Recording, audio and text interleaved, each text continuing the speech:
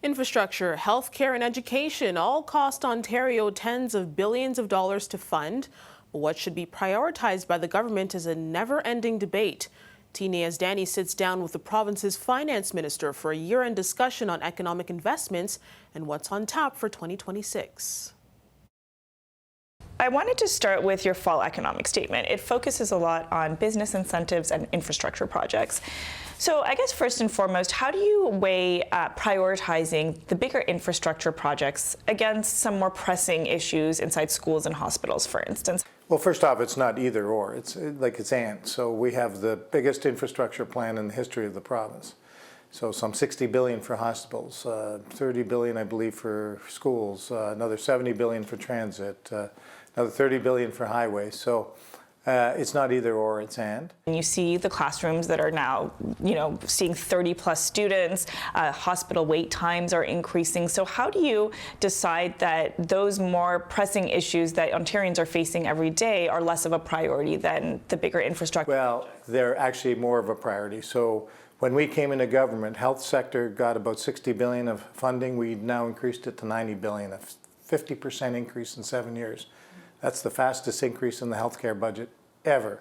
Education, when we took over, was a $29 billion budget. Now it's a $41 billion budget. So we put unprecedented amounts into our school system. There's always more to do. When you talk about those unprecedented numbers, that record spending, are you satisfied with the way that money is being spent? Because let's talk about the healthcare sector, for instance. A lot of that money is going to private clinics as opposed to the public healthcare system, and critics will say that the public system is being neglected. So how do you respond to that? Well, the critics and you are dead wrong. It isn't going to the private care system. It's the publicly funded but privately delivered, which has been going on for 30, 40 years in this province. That's nothing new. But fiscally, it's a challenge, and we have to continue to think of new ways to deliver for the benefit of patients and frontline workers. Your government was re-elected on a mandate to protect Ontario, but there are more than 700,000 people right now without a job. There are layoffs happening right across the province as a result of the tariffs. What do you say to Ontarians that may not be satisfied with the results that they're seeing? Well, I mean, we're always going to push for more. And clearly, we ran on a platform to protect Ontario. We've seen job growth this year. So actually, there's more job employment. We saw the unemployment rate drop to 7.2% in the most recent survey.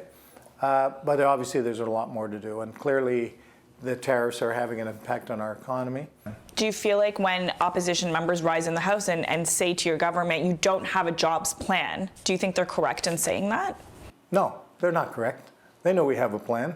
They know that we're doing all the right things. It's frustrating as heck, but that's their job. They got to say something. On a somewhat related note, let's talk about the Skills Development Fund. This is $2.5 billion. You oversee the money in this province. Are you satisfied with the way that the cash has been doled out from this file?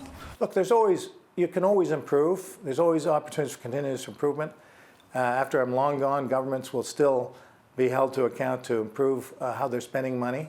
And we've accepted all the Auditor General's recommendations. I want to know what the plan is to actually balance the budget. Are there going to be program cuts, service cuts in order to do that? No, we're not doing it through cuts, but we are doing it through making sure that every dollar that we put out has a strong attachment to economic growth. So there are things that we're doing now to become way more efficient on the tax dollars that we're putting out. Do you think the FAO is wrong then when they say that there's pretty much no chance to balance this budget by 29 without raising taxes and making service cuts? The FAO puts out projections all the time, and with projections, they're a moment in time.